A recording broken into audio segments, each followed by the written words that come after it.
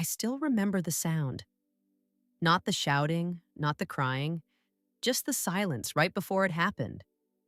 That sharp, dead silence when I walked into our apartment and saw my boyfriend's hands on another woman's skin. You don't forget that sound.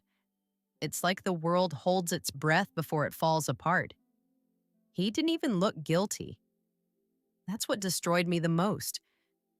Just this half smile, like he'd been caught doing something mildly annoying, not tearing someone's heart in half. Her name was Emily, my best friend since high school. I trusted her with everything, my secrets, my pain, even him, especially him. That night, something inside me broke. I wish I could tell you I walked out gracefully, that I kept my dignity. But no, I screamed. I cried. I threw the photo frame that hung above our bed. It shattered, just like I did. They stood there, two people I loved most, frozen in their own guilt and shame, while I stood there drowning in disbelief. People always say revenge doesn't heal you. Maybe they're right. But in that moment, I didn't care about healing. I wanted them to feel what I felt. The loss, the emptiness, the disgust. I wanted them to know that the girl they destroyed wasn't gone. She was reborn in fire.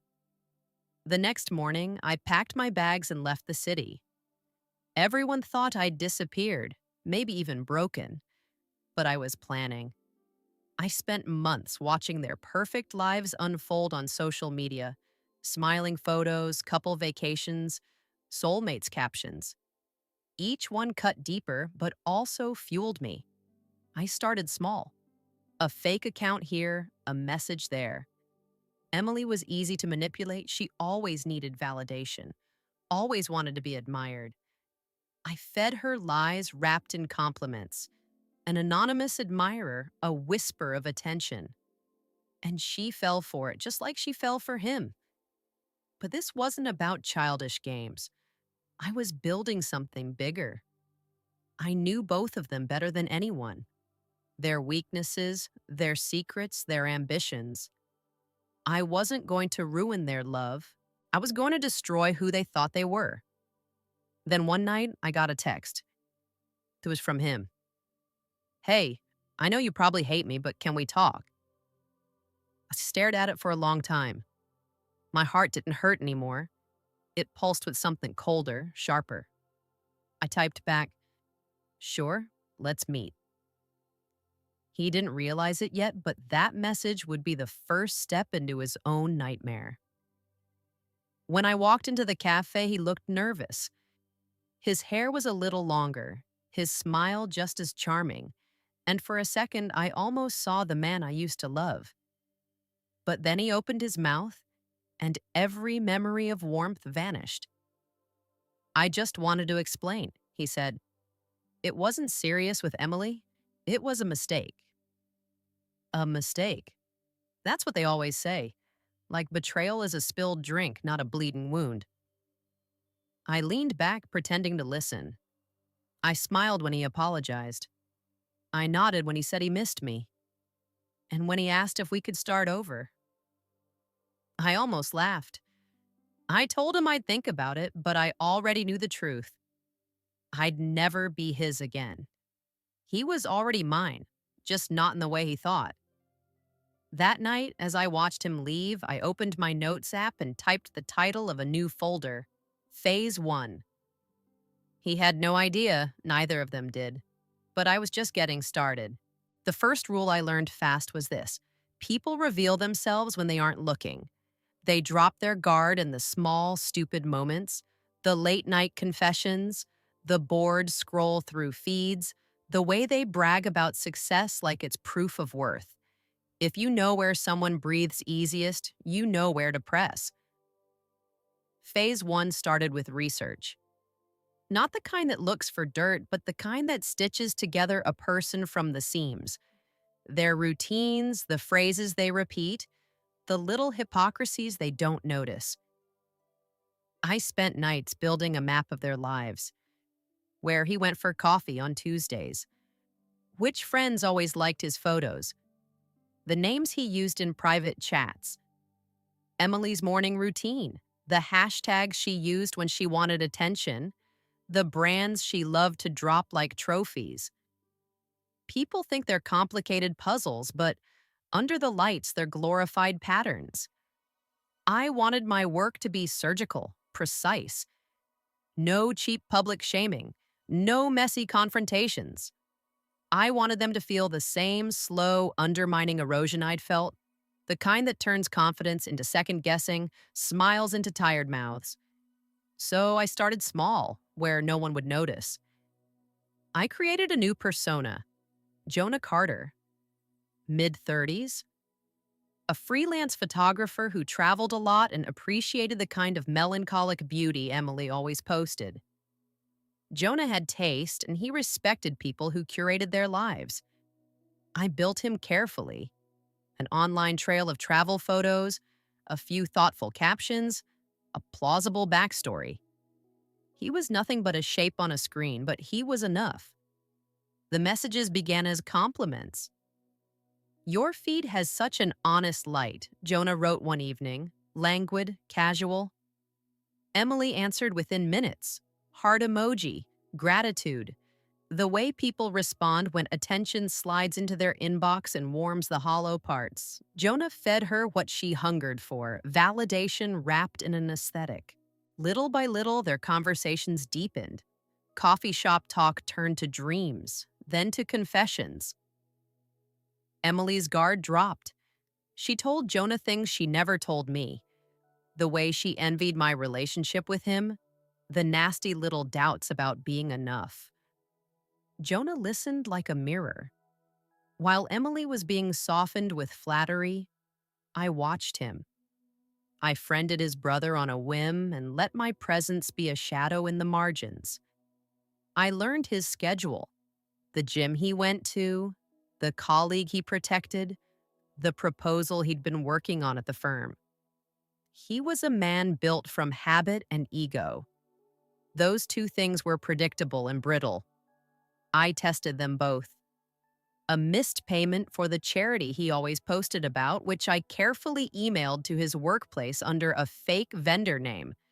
Nothing criminal, just a bureaucratic paper trail that stalled a tiny promotion. A misdelivered package to Emily containing a glossy magazine with a flattering spread about the most envied influencers. She posted it with a jealous smile and the same self-satisfied caption she always used. Small things that read like chance but stacked like a subtle accusation. You are not as in control as you think. There is a certain cruelty to manipulation that I will not pretend I didn't enjoy. When Emily started to lean harder on her online persona for reassurance, I nudged the stage lights. Jonah would ask the right questions, compliment the right photo, and wait. He opened doors while I sealed exits, but I didn't rely on screens alone. People crumble under social pressure when they see the world they polished begin to wobble. So I worked their surroundings. I called his landlord with an anonymous tip about noise complaints, enough to sour his Tuesday routine. I sent a tasteful but pointed anonymous bouquet to Emily's workplace with a card that read, "You're prettier when you don't try so hard." Small, cruel, a flirtation with humiliation. There was an art to keeping distance. I never contacted them both from the same account. I kept Jonah's voice warm but aloof, never demanding. I let his messages arrive like offers, never obligations. When he suggested meeting, I hesitated. I knew a real meeting would add risk. The myth of desire is often more dangerous than the reality. For Emily, enthralled by the possibility of being seen, the idea of meeting Jonah glittered as a prize. For him, the possibility of reconciliation glittered as a prize too, because he wanted to be wanted.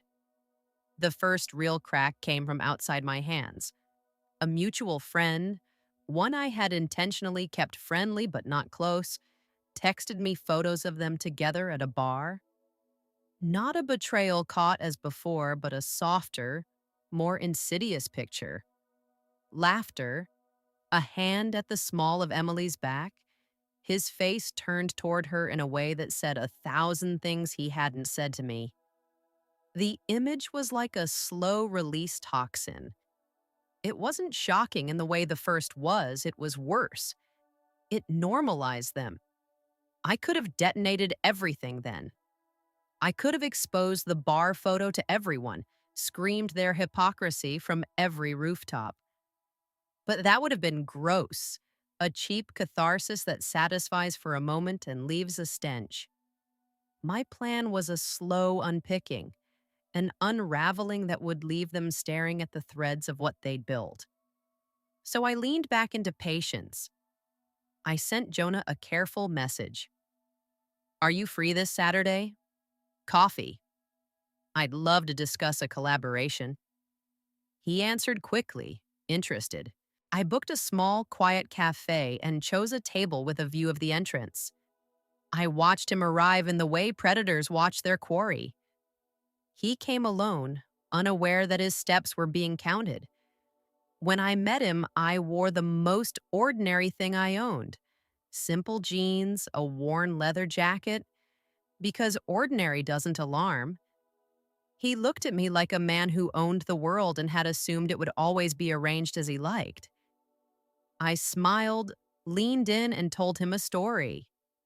Not about their affair, not about revenge, but about loss, and how people change when they believe they can get away with things. He listened like everyone else, sometimes with curiosity, sometimes with fear. He was vulnerable in ways I hadn't expected. I planted tiny seeds in his head, doubts about Emily's loyalty, questions about what she posted and why, subtle insinuations that she kept secrets. He drank it like a slow poison, unaware that he was tipping himself into suspicion. By the time I left the cafe, two separate nests of doubt were incubating, one in him, one in her. Doubt is a greedy animal. It multiplies in the dark. I had no idea then whether my map would lead to collapse, but I knew one thing with absolute clarity. I would not stop until they felt the same hollow that had hollowed me out. Phase 1 was working. The pieces were beginning to move. And under the quiet, a different outline took shape, one that would require more than messages and bouquets. It would require truth, but not mine. Their truth, reflected back at them until it shattered. The next few weeks felt like watching a slow train derail in perfect silence. I watched them both from different angles. His uncertainty like a bruise that darkened under skin. Her hunger for praise like an open wound. My little nudges had done what I intended. They turned certainty into anxiety. But anxiety, once sparked, wants company. It doesn't stay alone. It seeks confirmation, and confirmation is a social currency. So, I gave it a stage. Emily accepted Jonah's invitation to meet. She told me about it with the casual pride of someone who feels admired. He's different, she wrote, sending a selfie with her lipstick sharper than usual, the kind of filtered smile that seeks approval. Inside, I was a cold knot of satisfaction. Outside, I sent a thumbs up emoji and told her to have fun. I kept my distance like a surgeon. Surgeons don't touch unless the moment is precise. Their meeting was at a gallery opening, the sort of place that smells like pretension and cheap wine. I arranged it so their photos would be easy to find later. I accidentally tagged the gallery in a post and then saved every public image where they appeared. People post their lives openly and then act surprised when someone reads them like an open book. That's the thing about curated reality. It's a neon sign saying, "Look here." I often think about how much power we give away when we point a camera at ourselves. When they met, Emily fluttered like a moth. Jonah played the part of the attentive stranger, interested, tasteful, just the right balance of praise and mystery. He made her feel special, which is always dangerous for people who live by likes. He called her later. They traded messages that felt important and intoxicating. She posted a photo of her drink with the caption, "New inspiration, thank you," followed by a heart. I watched the caption like a tiny flag planted in a field. Flags gather the curious, but my plan was not to push them into a collision. My plan was to build a hall of mirrors where their reflections warped until they couldn't tell truth from fabrication. People who love themselves too much will believe anything that makes them feel admired. People who love themselves too little will believe anything that questions who they are. Both are tools. So I made a mistake look like a truth. I found an old message chain between him and a coworker, something about a presentation, nothing sexual, and doctored it just enough to imply something flirtatious. I didn't invent words he never wrote. I rearranged what was there to create a different meaning. Then, anonymously, I sent Emily a screenshot. The caption under my false identity. Not everyone is who they say. It landed like a stone. She didn't scream. She didn't explode. She closed the app, sat on the bathroom floor, and stared at the ceiling until dawn. I watched the little red notification bubble on her profile spike as friends left concerned comments. "Everything okay? Call me." But Emily didn't answer anyone. She typed and deleted replies, spiraling through explanations and confessions until her phone was a mirror reflecting only panic. Meanwhile, I fed him doubts too. A friend of his, a friendly stranger I'd coaxed into my orbit, mentioned seeing him at a bar with a woman who looked familiar. The rumor spread like a scent. He called me once, voice tight, asking things I knew already. He asked if I trusted him. I told him I did, but I could feel him recalculating. Men like him hate the idea that their image could be altered by something as small as gossip. They strike out to fix it because fixing feeds their ego. That's when the first fracture showed. He called Emily at 3 in the morning, demanding explanations. The conversation leaked. Friends who overheard texted screenshots. People took sides because taking sides is simpler than sitting with complexity. I watched as alliances formed, as people I barely cared about offered moral support like they owned pieces of my story. It was infuriating and wonderfully useful. As the whispers grew, Emily tried to control the narrative. She posted a carefully curated apology post, not to admit cheating, but to admit to mistakes without specifics. Her followers rallied with comforting comments and a resigned kind of forgiveness. She thanked them for their patience. Her smile in the photos was tight. The caption read like a script. People accepted it because they wanted to believe in redemption, in comeback arcs. But beneath the composed posts, she began to second-guess every interaction. She deleted comments and then restored them. She obsessed over the smallest private messages, combing through timestamps and receipts like an archaeologist. And him. He started showing up where I knew he wouldn't. At the little coffee shop that used to make our Sunday mornings sacred. At events he'd always ignored. I bumped into him once, deliberately, wearing a coat that made me invisible. He looked at me like someone who had misplaced a memory. He was thinner, not just around the waist, but around the edges. The light in his eyes dulled. He tried to apologize again, and this time his voice had the rasp of someone who'd lost sleep to worry rather than passion. "I messed up," he said. "I was stupid. I'm trying to fix it." Fix.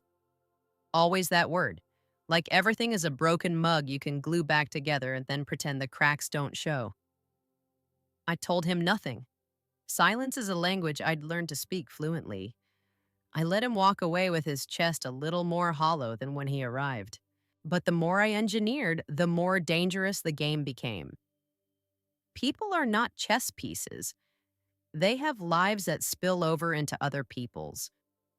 My map had lines that intersected with strangers, with friends, with old lovers who had left scars on me I hadn't even noticed until I looked for them.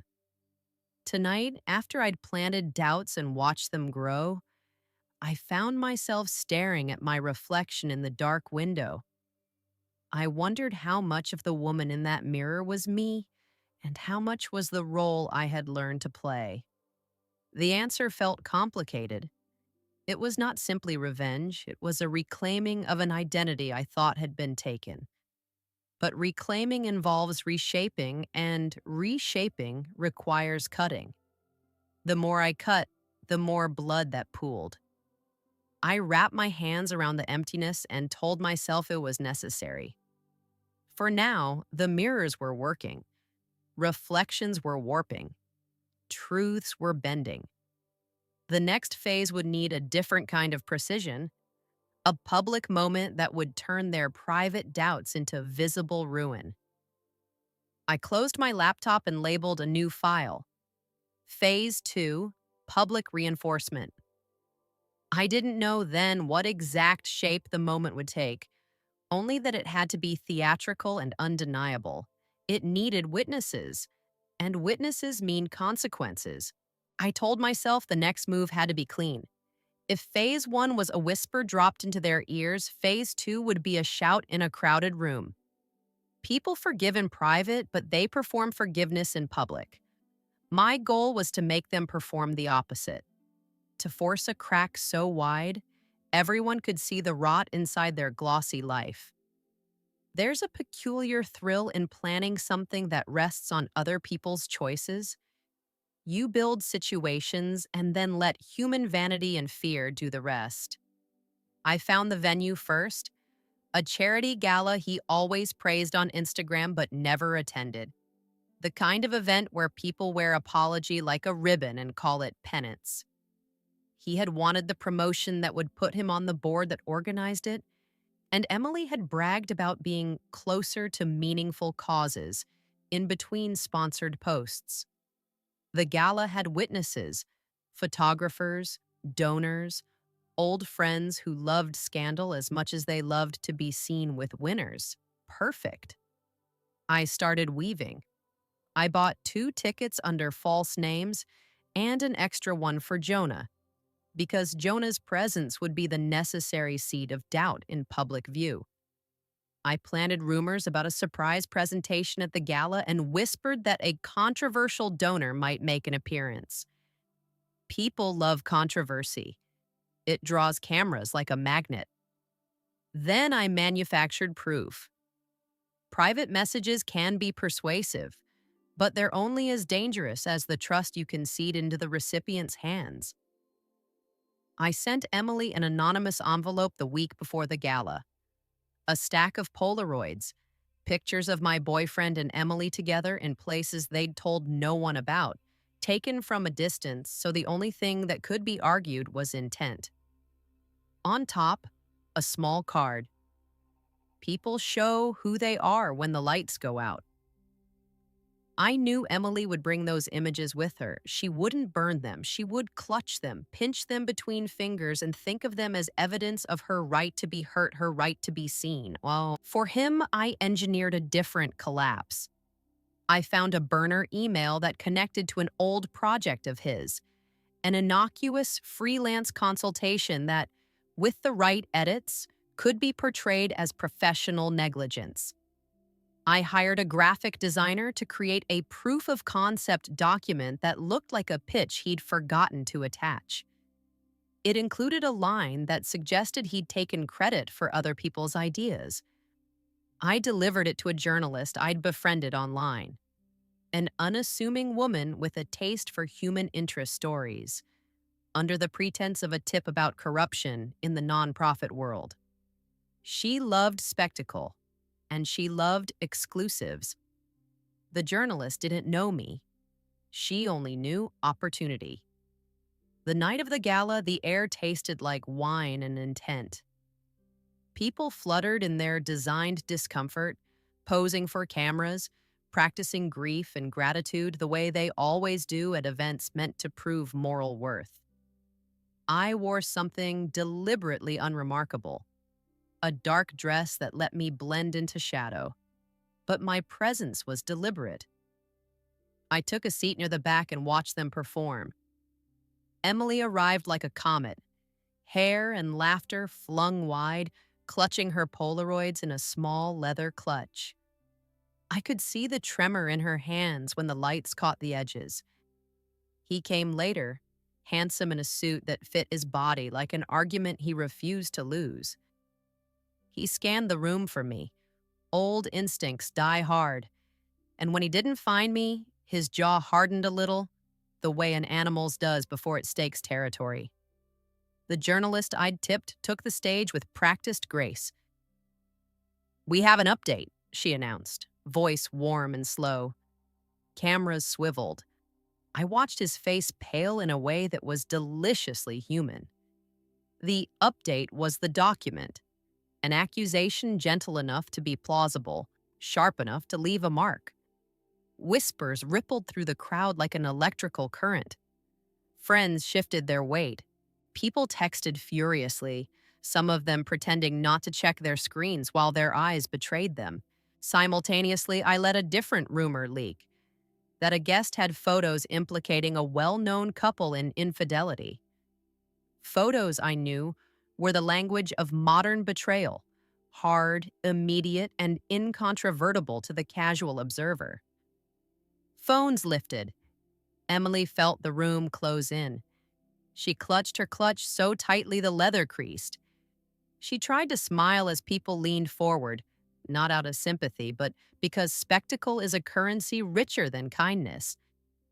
Then Jonah arrived, as I had planned.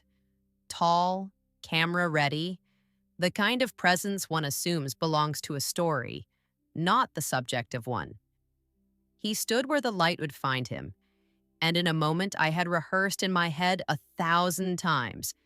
He glanced at Emily with the precise combination of admiration and availability that would be noticed and misinterpreted. Cameras caught the angle. Social feeds would catch the edit. What I didn't expect was the tremor in Emily's voice when she whispered to him, saying something I couldn't hear. She looked scared then, not of me, but of the crowd. She wanted to disappear. Instead, she had made herself the center of attention by cheating the way only certain betrayals can, by being both bold and cowardly. He stood frozen for a second, like a man whose songs have been taken down mid-chorus. Then he pushed his way through toward the stage to face the alleged accusations.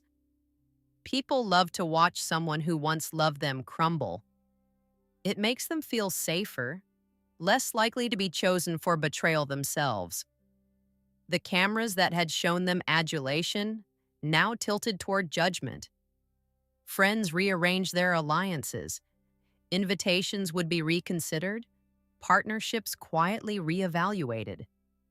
The beauty of the gala was not in the scandal itself, but in the way social death unspooled, slowly with polite efficiency. After the presentation, the journalist asked for comments. He apologized, voice thin, careful, too careful. She smiled the kind of smile reporters smile when they have got a story and are ready to file.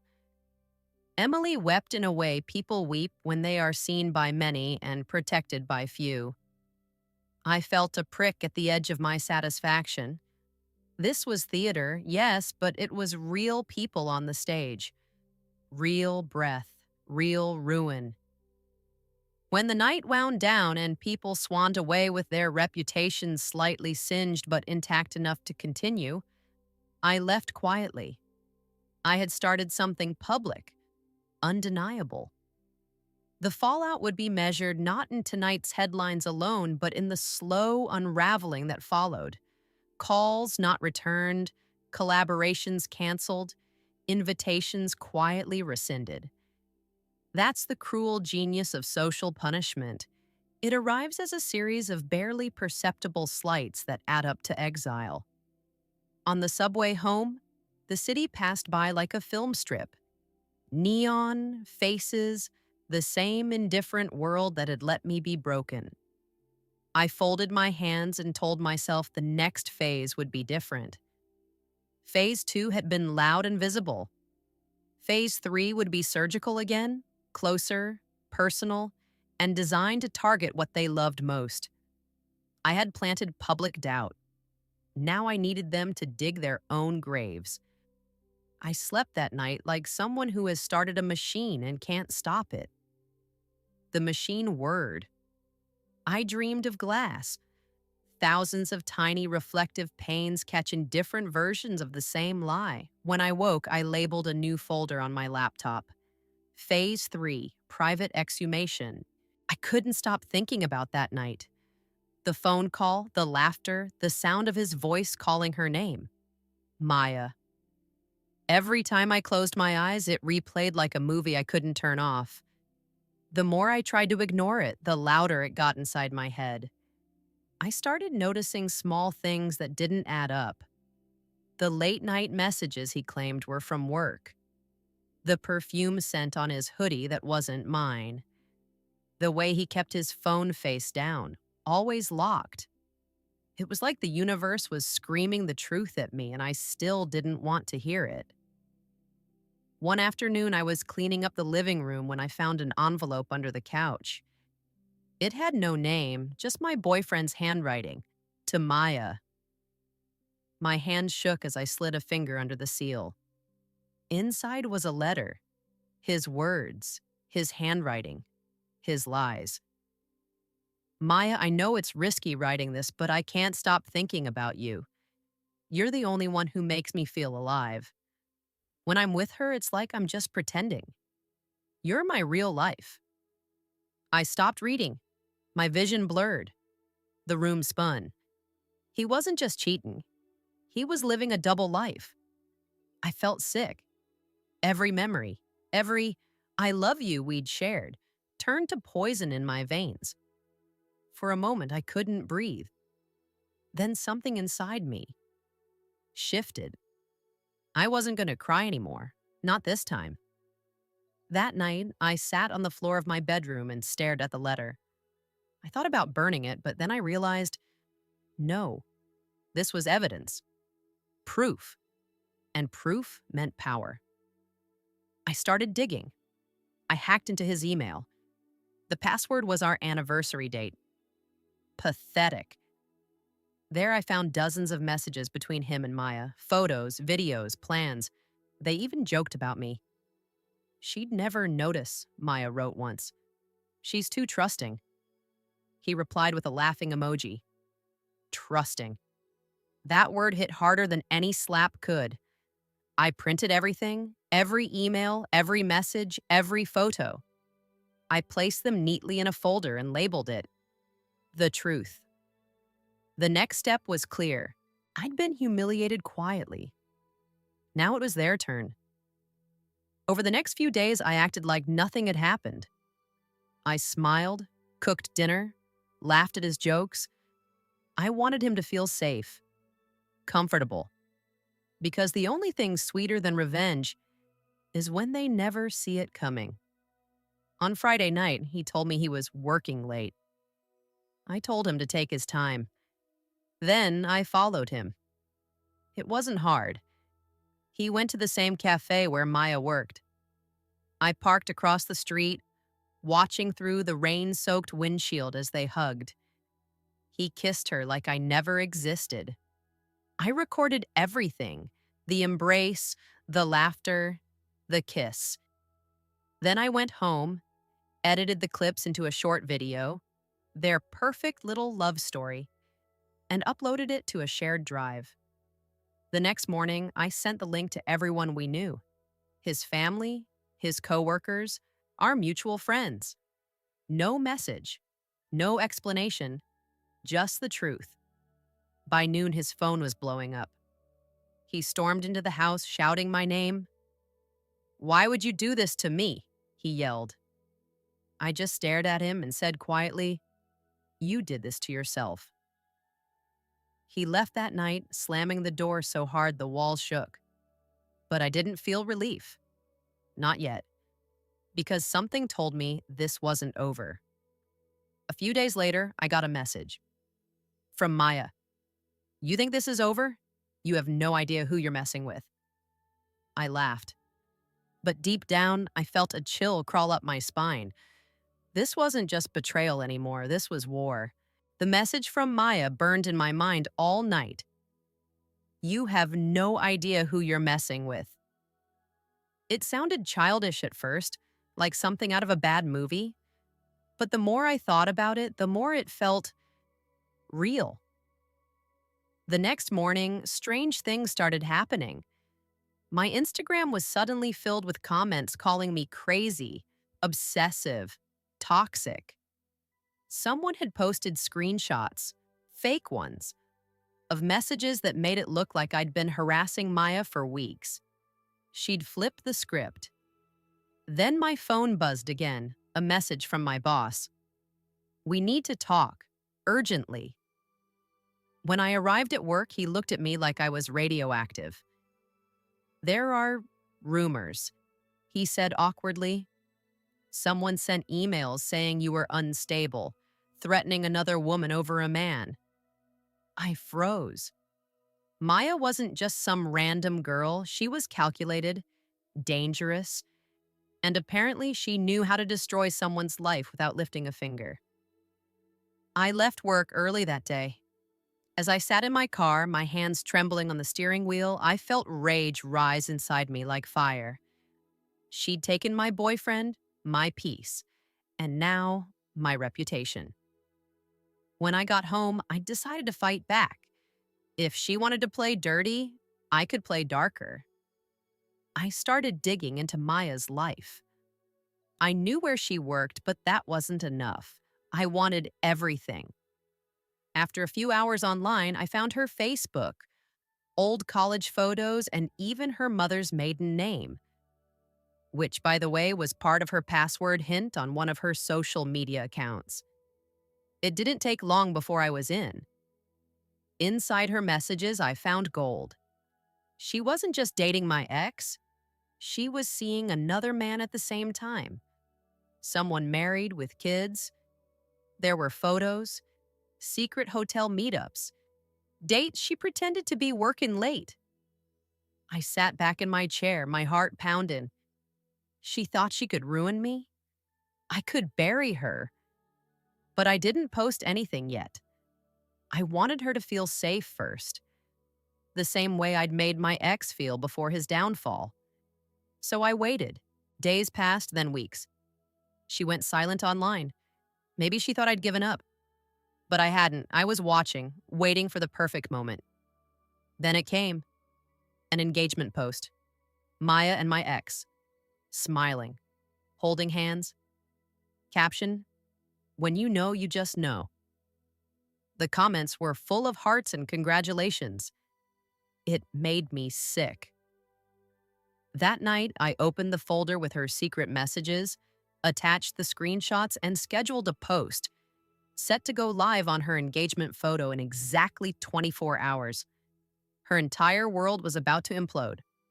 But before I could close my laptop, a new email popped up. No subject line, just a file attachment named "You Shouldn't Have." My blood ran cold. I opened it and froze.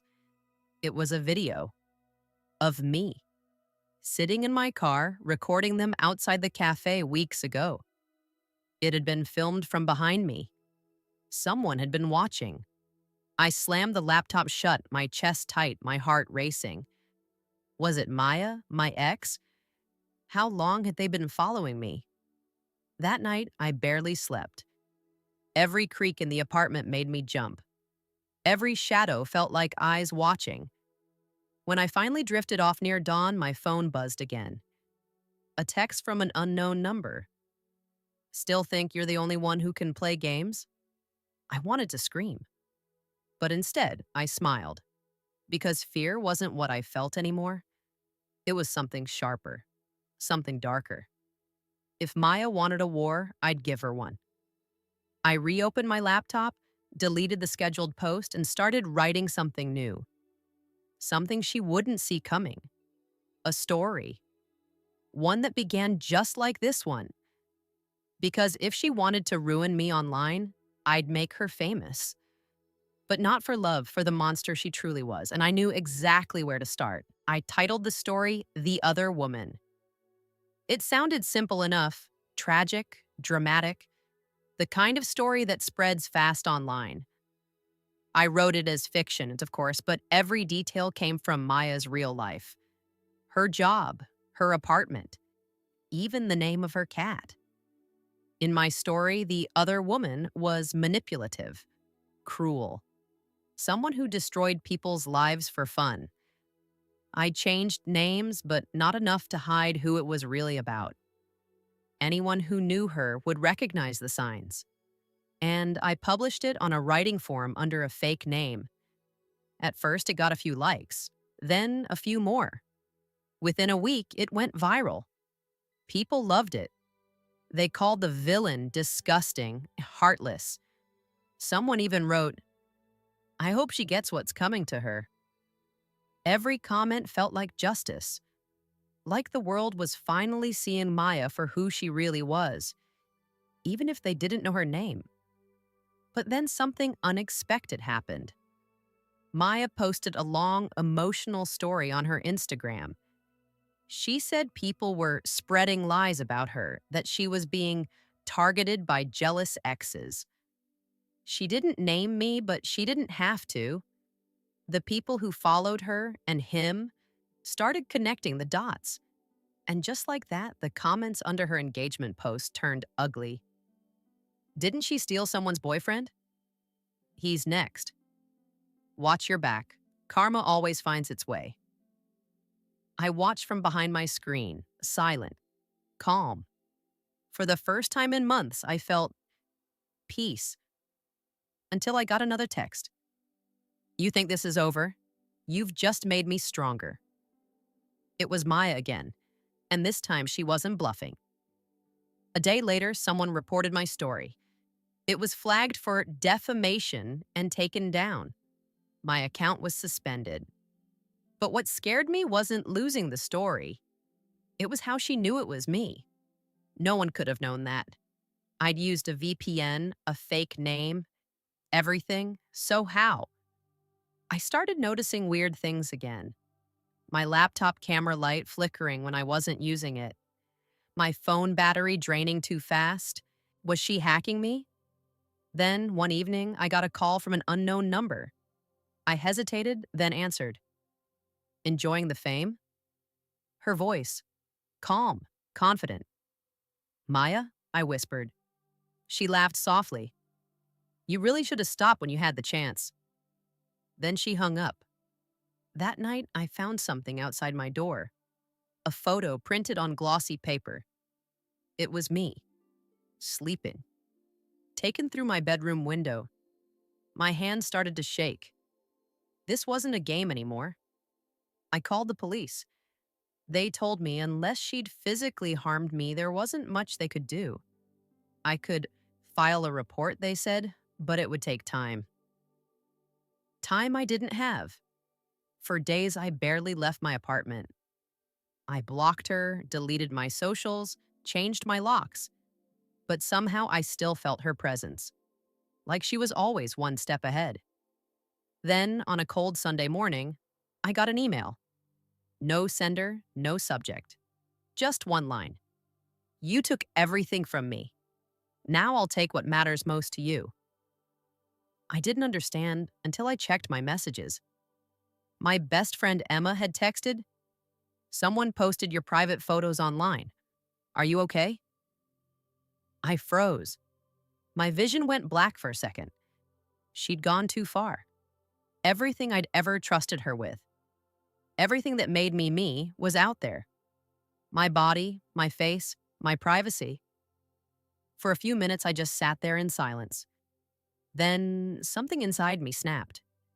Fear was gone. So was guilt. All that was left was rage. Cold, clean, pure. She wanted to play dirty. Then she'd learn what real revenge looks like.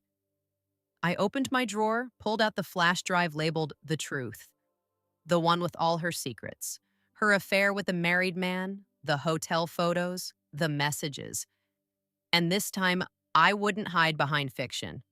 I'd show the world exactly who Maya was. She wanted war. Now she had it. I thought I had rehearsed every moment of the reveal in my head. The quiet satisfaction of watching the truth peel off like wallpaper. The small, fierce justice of seeing her smile replaced by a public record of the life she'd lied about. I imagined the fallout measured and precise. Maya humiliated, my ex exposed, the world finally seeing what had been under their polished selfies. So I did what I'd planned. I uploaded everything from The Truth, the hotel receipts, the time-stamped messages, the photos, onto an anonymous server and sent the link to a local blogger who had a taste for scandals. I wrote a concise, furious note that didn't ask for sympathy. It demanded accountability. I didn't use my name. I didn't sign anything. I put the files out there and watched the internet do what the internet does. It fed. Within hours, the blog lit up. Comments multiplied. Then mainstream sites picked it up. Then tabloids. The engagement post disappeared from public view and was replaced by 100 screenshots showing Maya's other life. Her fiancé's family texted him screenshots with trembling hands. The married man's wife called his phone until he turned it off. People I barely knew stopped responding to my messages with a caution that felt like a blade. For the first few minutes, I felt enormous. I felt clean. The air around me felt thinner, like a weight had been lifted. But the relief didn't last. The first cut came in the form of a message from Emma, my Emma, the friend who'd known me since scraped knee days and the one person I'd always thought I could trust. "Can we talk? Call me now." I called. Her voice was small, quiet. "Someone sent those private photos of you to every message chain in town," she whispered. "My feed, your family. Everyone's seen them. I'm so sorry." She hesitated. I didn't want this to happen." My stomach dropped. "Emma, who?" She cut in, voice trembling. "I don't know. I got this weird email with attachments and they asked me to forward to people we grew up with. They said if I didn't, they'd send them to more. I thought..." Her words tumbled. "I thought if I sent them to a few people quietly, it would stop it from being a bigger thing. I didn't know it would go public." It was a feeble explanation, and I didn't want to believe it. Not because I trusted her less, but because the raw, immediate damage she described made my head swim. I had prepared for Maya to retaliate. I had not prepared for my life and be disemboweled by someone I loved, trying to contain the same destruction I'd unleashed.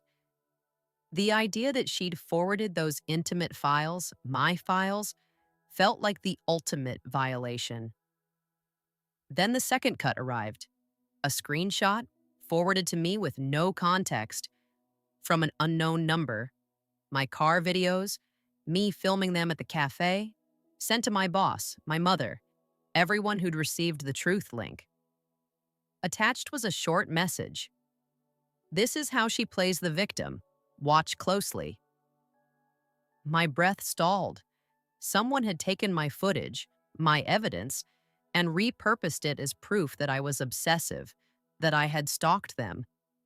In the same instant that I'd thought to be the architect of their ruin, I had become precisely the kind of girl they loved to despise. It wasn't only Emma. The betrayal tasted communal. A mutual friend texted asking if it was true that I'd invented Jonah to get close to Emily.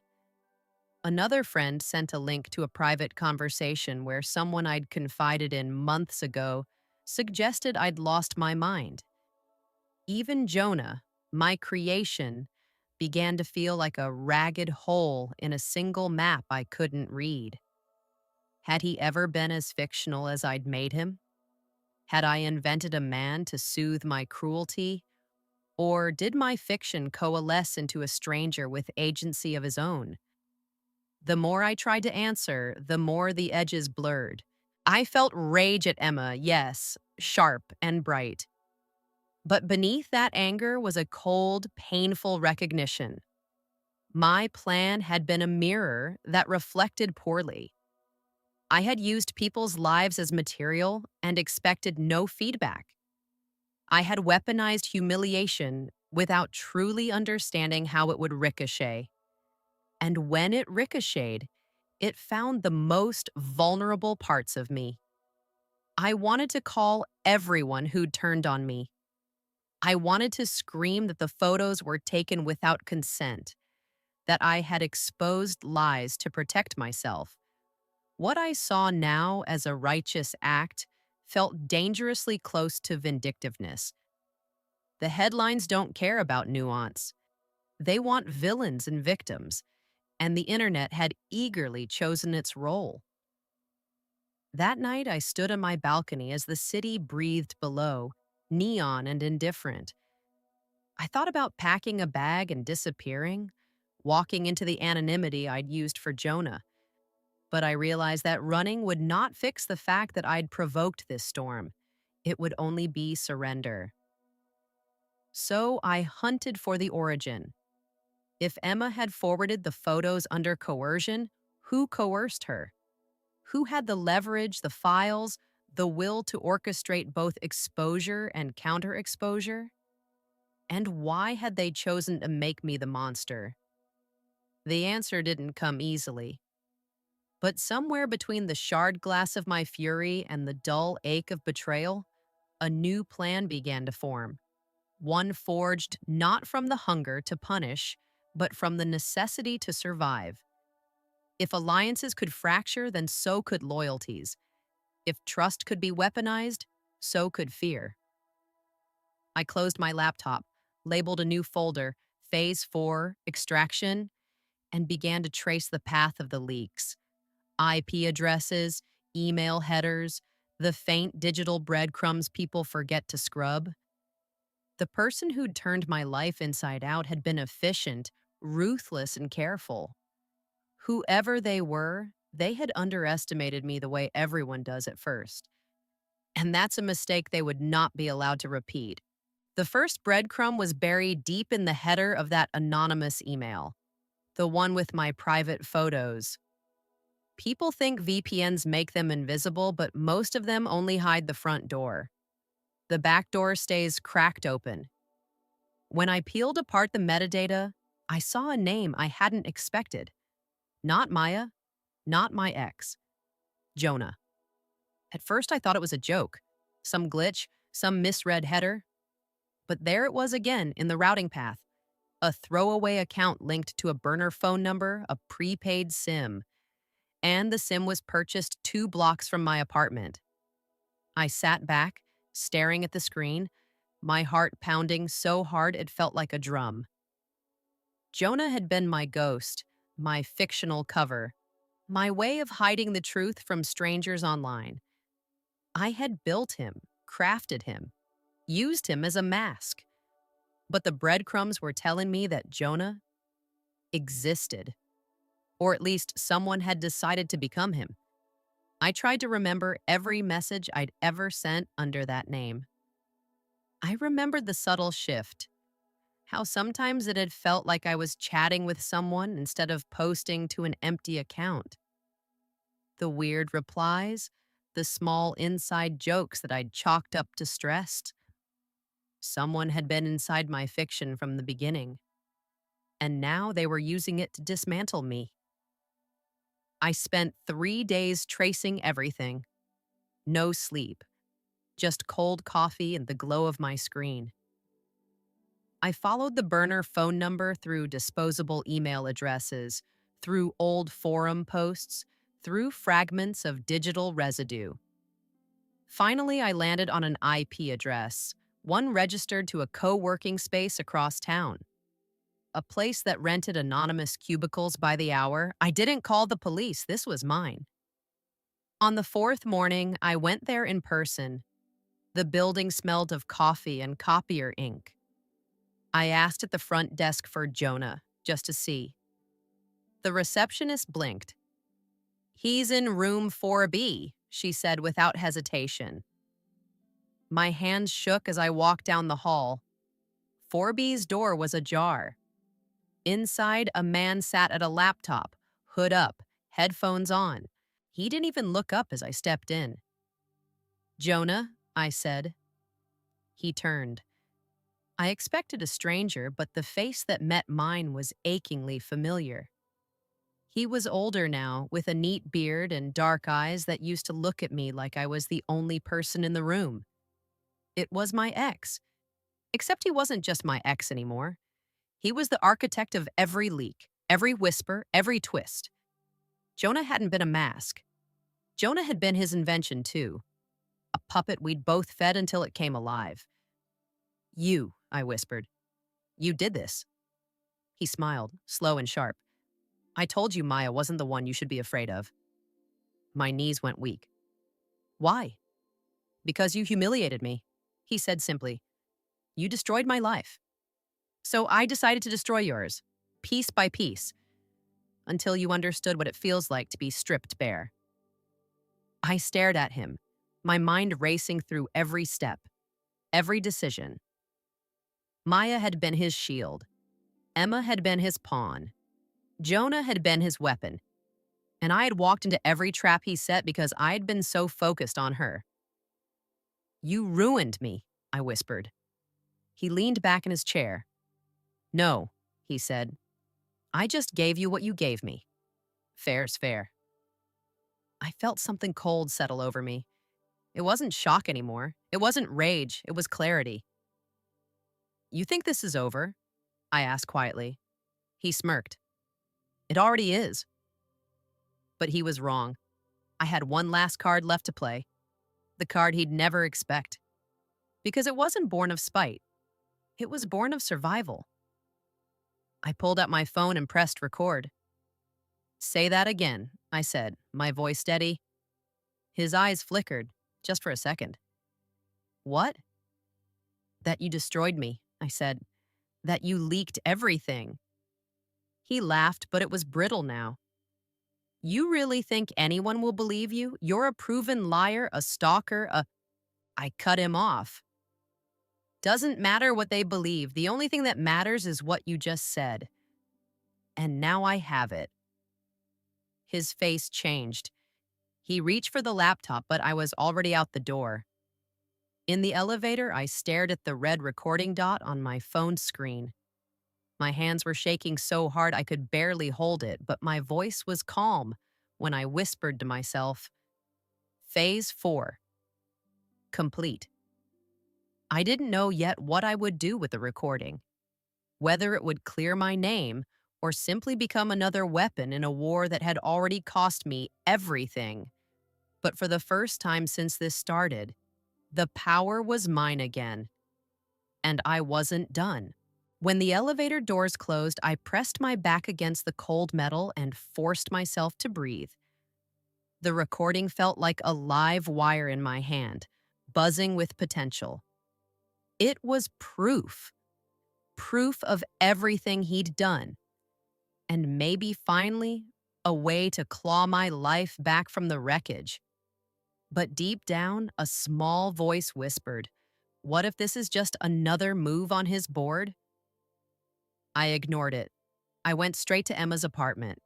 She opened the door, eyes swollen from crying. "I'm sorry," she blurted out before I even spoke. I didn't know what he was making me do. He said he had photos of me too, from a party years ago. He threatened to send them to my parents if I didn't. She trailed off, tears spilling down her cheeks. I hugged her, stiff at first, then softer. "It's okay," I said quietly. It's not your fault. But it was his. And now, finally, I had the evidence to show it. I spent that night backing up the recording on 3 separate drives. I saved it to cloud storage, sent a copy to a friend out of state. I couldn't risk it disappearing. Then I started drafting an email to the blogger who'd published my original leak, the one who'd made Maya's secrets public. This time, I wouldn't be anonymous. I wrote everything: the cheating, the manipulation, the leaks, the threats, the stalking. I attached the audio file. I hit send. It felt like an exhale after months of holding my breath. By morning, the blog had posted my story under the headline, "Exclusive, Inside the Real Story of My Ex's Name and the Woman He Tried to Destroy." They uploaded the audio, my statement, the timeline. It was all there. The comments exploded. People who had called me crazy before started apologizing. Some posted, "I knew she was telling the truth." Others tagged Maya and my ex, demanding answers. It should have felt like victory. Instead, my stomach knotted tighter with every refresh. Because an hour after the story went live, I got an email from a blocked address. No text this time, just a video file. I hesitated, then opened it. It was me, sitting in my bedroom, late at night, typing on my laptop. The angle was from my ceiling corner. The timestamp was from last night. There was no audio, just me, on screen, working. Unaware. My blood turned to ice. Someone had been in my apartment.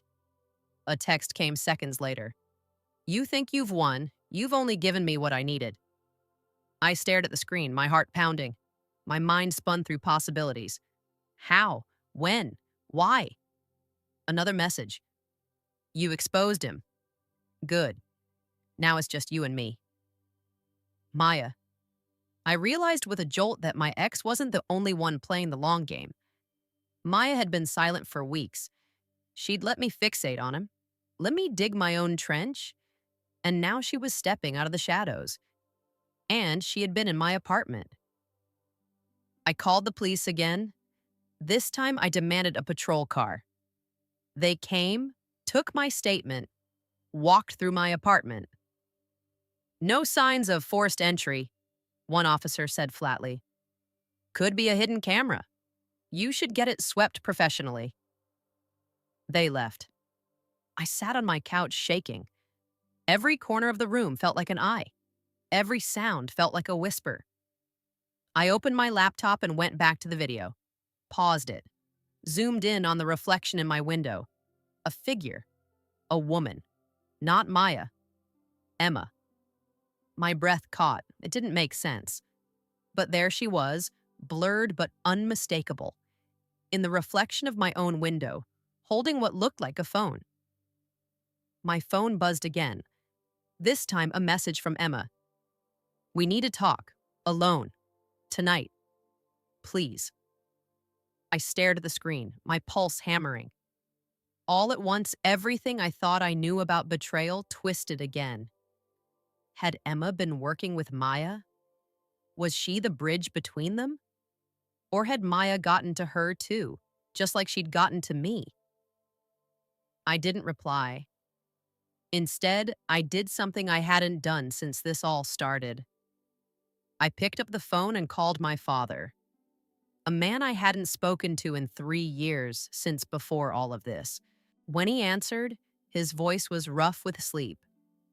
"Clara, I need your help," I whispered. And for the first time in months, I felt a strange flicker of hope. Because if Emma and Maya thought they had me cornered, they didn't know who raised me. They didn't know what he taught me, and they had no idea how far I was willing to go. When I opened the folder, my hands trembled. Inside were printed emails, chat logs, receipts, all connected to the charity fund where Ethan supposedly donated. Only it wasn't a fund. It was a shell company registered under Mason's name, and Ethan had funneled nearly $50,000 through it. The last receipt was for a ring. My ring. The one he said he bought with his savings. I felt my entire body turn cold. My heart stopped, then started again like it was fighting to keep going. He didn't just cheat on me emotionally. He stole from the company, from his own career. All for her. For Emily. I remembered the way he used to talk about loyalty, how he despised liars. I almost laughed, but it came out like a choke. I took pictures of everything, every page, every email. I uploaded them to a hidden folder in the cloud, just in case. Then I called his assistant, pretending to be concerned about a potential fraud alert in their accounts. She confirmed everything. Even the internal audit team had noticed inconsistencies. They were just waiting for someone to bring solid proof. Perfect. That night, I texted Ethan, pretending nothing had happened. "Hey, dinner tomorrow? Just us?" He replied instantly. "Of course, I've missed you." He had no idea what was coming. The next morning, I emailed the folder to the company's HR director from an anonymous account. I included a note. "You might want to look into your financial reports. Someone's been stealing." I knew exactly what would happen next. A full-scale audit, a call from corporate, maybe even a police visit. Then I got dressed. A white dress, simple but elegant. The kind I used to wear when we were happy. I wanted him to see that version of me one last time. The version he destroyed. When he arrived at the restaurant, he looked nervous.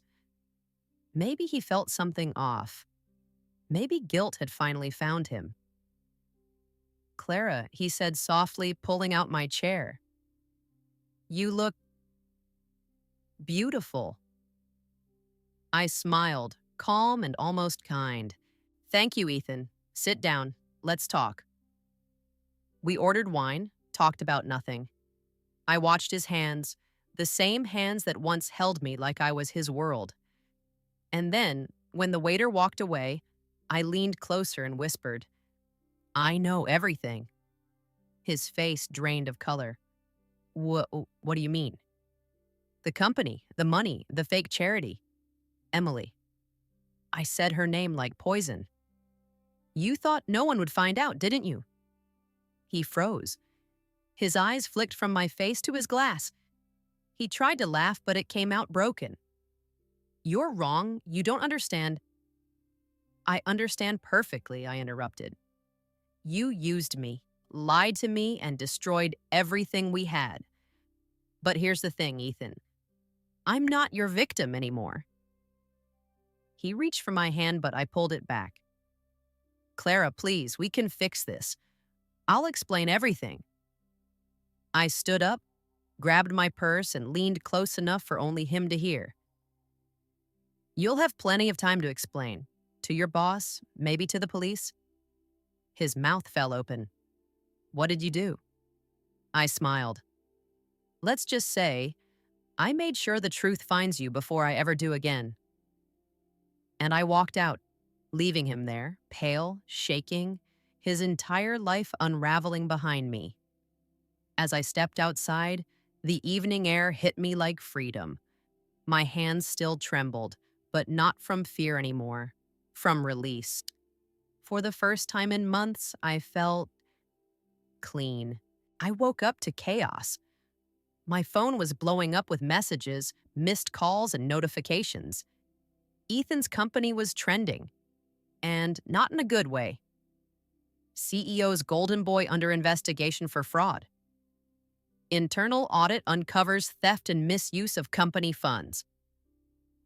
Every headline was worse than the last. My heart raced as I scrolled through the articles. They had everything: numbers, screenshots, even quotes from anonymous sources. The folder I'd sent had done its job. And the best part? They had no idea who leaked it. By noon, Ethan's LinkedIn profile had vanished. His social media accounts went dark. Then my phone rang. It was him. I didn't answer. He called again, then again, 10 times in a row. I could almost feel his panic through the screen, like a wild animal realizing the cage door just locked behind it. When he finally stopped calling, he texted, "Please, Clara, just talk to me. I need to explain. They're saying things that aren't true." I stared at the message for a long time, not because I doubted what I'd done, but because part of me still remembered how his voice used to sound when he said, "I love you." That part of me, the one that once believed him, was dying. Slowly. By evening, Mason texted me, just one line. "He's finished." I met Mason later that night in a small coffee shop far from downtown. The place was nearly empty, dimly lit, smelling of burnt espresso and rain. He sat in the corner, already waiting, tapping his fingers on a cup. When he saw me, he smiled faintly. "You did it," he said. I sat down, pulling my jacket tighter around me. "We did it." He nodded. "They're suspending him pending investigation. HR's involved, legal too. They trace the transactions. There's no way he can talk his way out." There was satisfaction in his tone, but also something else, something darker. "Was this your plan all along?" I asked quietly. "Using me to bring him down?" He hesitated. "No, I just gave you a little push. You deserve the truth, Clara. He made you feel like you were crazy. You weren't." I looked at him for a long time. I wanted to believe him, but I could see it, the flicker of ambition in his eyes. He hadn't just wanted justice, he wanted revenge too. Still, I didn't regret it. As I sipped my coffee, the city lights flickered through the rain-streaked window. For the first time in months, I didn't feel small. I didn't feel powerless. I'd taken back control, piece by piece. But then my phone buzzed again. A new message from an unknown number. "You think it's over? You ruined my life. But you don't know what I know, Clara." I froze. The hairs on the back of my neck stood up. It was Ethan. Somehow, even after losing everything, he wasn't done. Mason noticed my expression. "What's wrong?" I turned the screen toward him. His jaw tightened. "He's bluffing," he said quickly. "He's desperate. Don't let him get to you." But as I stared at the message, something inside me twisted. He sounded too confident, too sure. What if he really did know something? Something that could destroy me too? I didn't answer him. Not yet. That night, I barely slept.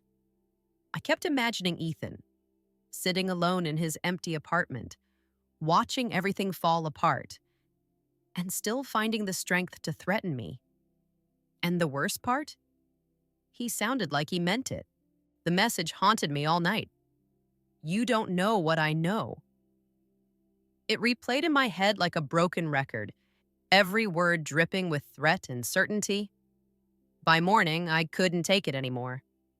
I texted him. "What do you mean? What do you think you know?"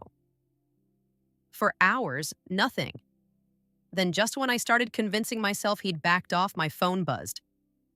"Check your email." My stomach dropped. I opened my inbox, hands shaking. There it was. A new message from a hidden address.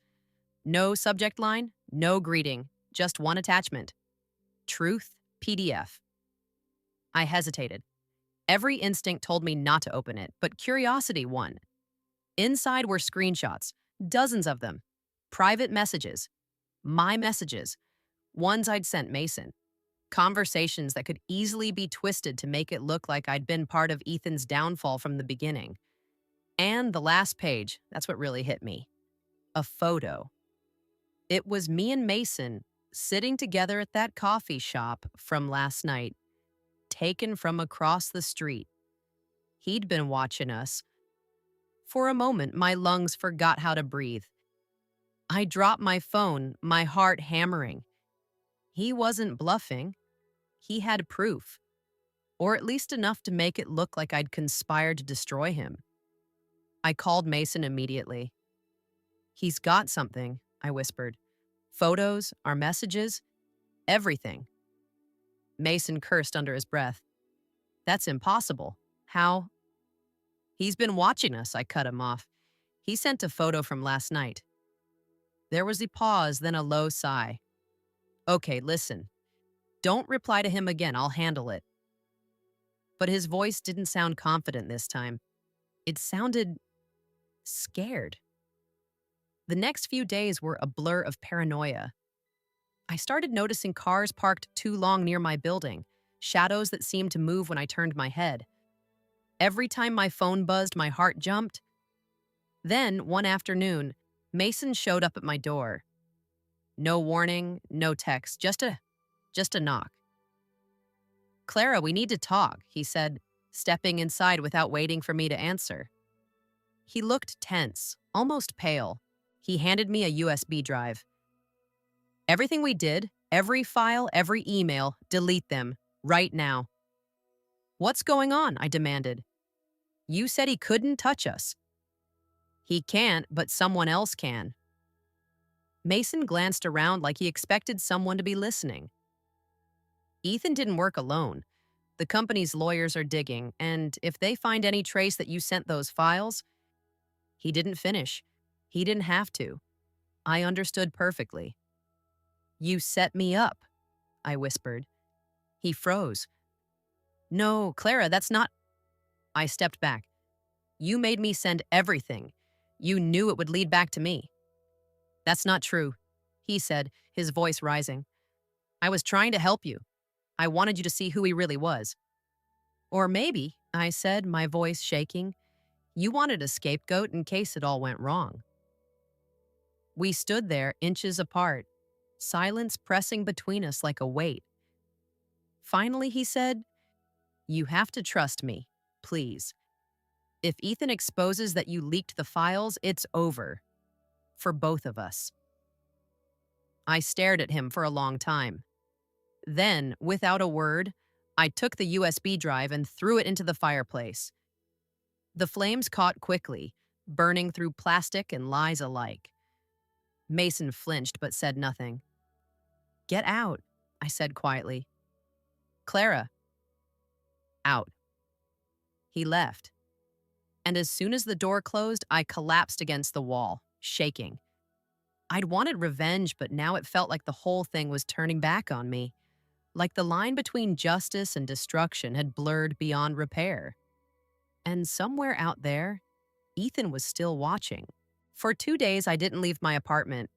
Curtains closed, lights off. The city outside felt like a threat. Every shadow could be Ethan. Every buzz of my phone another move in his game. But paranoia has a way of becoming clarity. By the third night, I stopped trembling. I realized something. Ethan didn't just want to scare me. He wanted control again. The same control he'd lost when I exposed him. So I decided to take it back. All of it. I reopened the email he'd sent. The attachment was encrypted, but I noticed something he didn't hide well. Metadata. Hidden in the file's properties was an IP address, a local one. He was nearby. I called a friend from college, someone who worked in cybersecurity. I need to trace an IP, I said. He hesitated. Clara, that's not exactly legal. Please, I whispered. It's important. An hour later, I had the address. It wasn't far. An old apartment complex on the other side of the city. The irony? It was the same neighborhood where we'd once planned to move in together. Back when I still believed in his promises. I didn't tell Mason. I didn't tell anyone. I just went. The night was wet and quiet, the kind of silence that feels heavier than noise. My heart pounded as I climbed the stairs, each step echoing against the concrete. Apartment 3B, his door. I stood there for a moment listening. No sound. Then I knocked. Nothing. I tried again, louder this time. The door creaked open, unlocked. My pulse quickened. Inside, the place was a mess. Papers scattered across the floor, half-empty bottles on the counter, and a smell of stale coffee and regret. But what caught my eye was the laptop glowing on the table. Still on, still logged in. I stepped closer. My reflection flickered on the screen. And then I saw it. A folder labeled Insurance. I clicked. Inside were videos, hidden recordings, me and Mason in the office, me at the cafe, even clips from inside my apartment, conversations I'd had alone. He'd been watching for weeks, listening, tracking. I felt sick. Then I heard it, the faint sound of footsteps in the hallway. I froze, spinning around. The door creaked again. Clara? His voice. Calm. Low. The same voice that once made me feel safe. Now it sent a chill down my spine. Why are you here? Ethan stepped into the dim light, his face thinner, eyes darker. You shouldn't have come. I could say the same, I replied. My voice shook, but I stood my ground. You've been spying on me. He tilted his head. You ruined my life, Clara. Did you really think I'd just disappear? You ruined your own life. He laughed, soft, bitter. You think you're the hero in this story, don't you? But you're just like me. I'm nothing like you. Oh, but you are, he said, stepping closer. You wanted revenge. You wanted to see me fall, and you did it. Beautifully. You just forgot one thing. When you play with monsters, you become one. For a moment, silence. Only the rain tapping against the window. Then I saw the flash drive in his hand. Small, black, familiar. Everything you did, he said quietly. Every message, every call to Mason, every file you sent. It's all here. And if I go down, you go down with me. He placed it on the table between us, almost tenderly, like an offering. You can take it, he whispered. But if you do, you'll never stop looking over your shoulder again. My heart pounded. I could grab it, end this, or I could walk away. Instead, I did something neither of us expected. I stepped forward, picked up the flash drive, and threw it straight into his coffee mug. The hiss of hot liquid and electronics filled the air. He stared at me, stunned. You're insane. No, I said, turning for the door. I'm free. I walked out before he could move. Down the stairs, into the cold night. My hands shook, but I felt lighter with every step. But as I reached the street, my phone buzzed one last time. A new message. No sender. It's not over. My breath caught, and deep down I knew he was right. The phone slipped beneath the surface, the light fading until there was nothing left but the current. I didn't need it anymore. Not the proof. Not the past. Not the ghosts. As I walked away, I felt something I hadn't felt in months. Not peace, not exactly, but release. Revenge had taken everything from me. Love, trust, innocence.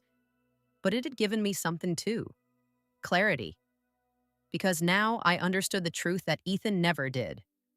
Revenge doesn't end when you win. It ends when you finally stop playing. And that night, I did.